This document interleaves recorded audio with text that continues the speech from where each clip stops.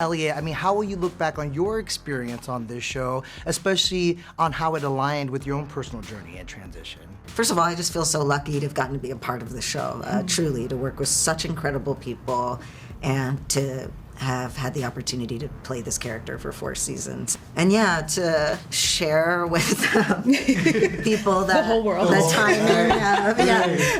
There was, some interesting timing with my life personally, and to that be welcomed and to that be, made a part of the show, to have Thomas Page McBee brought on board, incredible trans writer, to help make that honest and new and positive. Who elected you, Vanya? It's, Viktor. Who's Viktor?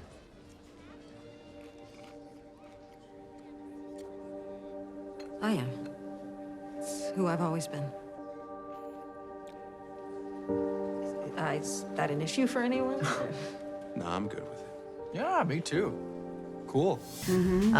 Was an incredible opportunity. So I can't wait for there to be more. So it's not, such a thing. But yeah, the reality is it just, I guess, kind of is, and I'm grateful that I was working with a group of people who welcomed it and didn't push it away.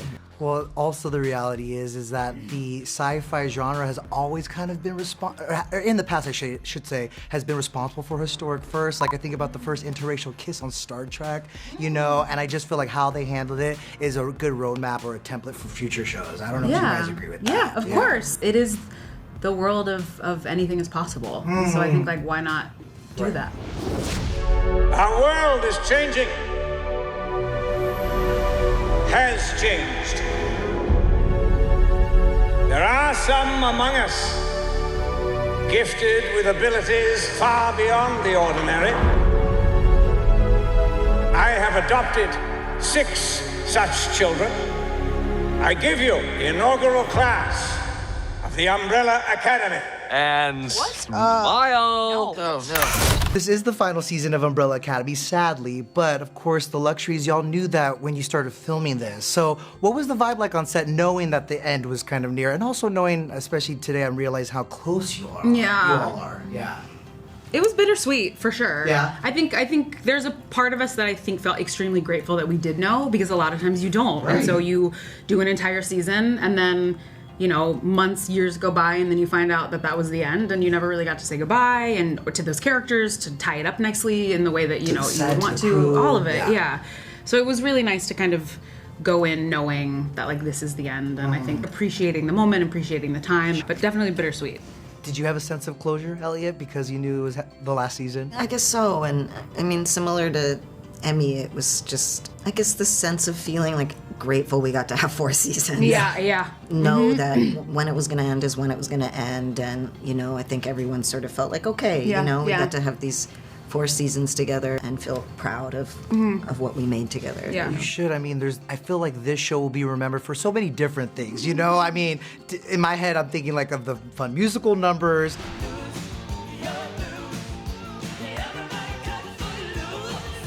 Even just the weirdness of it. Oh yeah, talking monkeys. You're either dumb or desperate. Which is it? You tell me. You know what I'm saying? Oh, yeah. And not even just the weirdness from sci-fi tropes. It was just funny and weird to me. Yeah. What do you guys think the legacy of Umbrella Academy will be? What excited me and excites me about this show when I watch it is just so much representation. They have taken the casting and told stories that are so specific to the actors playing these roles, and that's so exciting to watch, and it's such a representation of the world that we live in. And I think that's really beautiful because we don't see that enough. I agree. We don't see that a lot, and so I'm really proud of our show in the way that it has kind of embraced the actors that they chose to tell these stories, and how, as the seasons go, they started to involve the actors that they chose and how their storylines go and how they're affected and what happens to them, and I think that's really, really cool. So I think which I think is also why we have such a big fan base. I think so many people can see themselves. Yeah, not necessarily in the ridiculous scenarios that we go through, but they can see themselves represented in the show, and that's really exciting. How do you feel about that? I feel similarly, and it are, these characters who ultimately are a bunch of people in their 30s who had a really childhood, and it's now manifesting in their lives. And Who can relate? and it's that within the world that's fun and exciting with amazing music and weird and takes risks. And hopefully for years to come, it'll still be a show people want to, go back to and be comforted and entertained. We're back. We're back. Out the way. Out the way. Out the way. Get in! I'm going in the front. Everyone in! Why are you yelling? First person back! Hell yeah! How would you describe Viktor and Allison's journey this season? Oh. As she takes a deep breath. It's tense in these streets. Right, exactly. Which was hard because we are so close in real life, and so kind of having to begin that in season 3 and then kind of letting that play out over season 4. I mean, it's fun, like playing something that our two characters didn't play in the first couple seasons. They were always kind of on the same side of the street, and now there are highways between them. Of course, it's during the last one. Of course, it's you during know, the last one. You gotta have the drama at the end. Yeah, you do.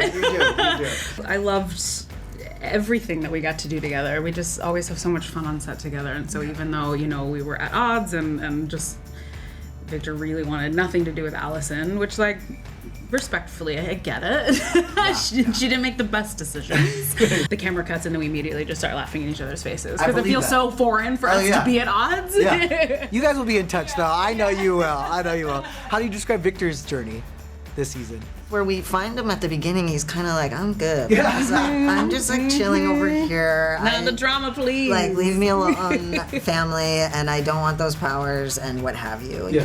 Mind you, there's still stuff that he hasn't really been able to ever fully address or fully express. So I think a lot of his journey is reconnecting with his family and also really hoping for the first time to express certain things to his father. So that's a lot of what's going on with Viktor this season.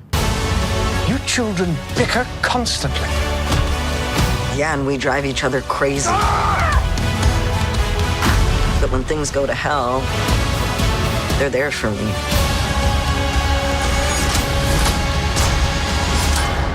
Is this really the end of Umbrella Academy? I mean, if we saw a spin-off or a movie, what would you like to explore? Listen, what did I say? It's the world of make-believe. That's what Anything I'm is saying. possible. Right? Okay. I'm like, but also we can manifest it too. So Yes, say what you want. I mean, I think it could go so many ways. There's so many characters. This universe is so vast that has now been created, from the graphic novels and now the TV show, and I think it's taken on a life of its own. So I think people die and come back all the time. Really? You never know. People, I think it's anything is possible. I think, nothing is permanent.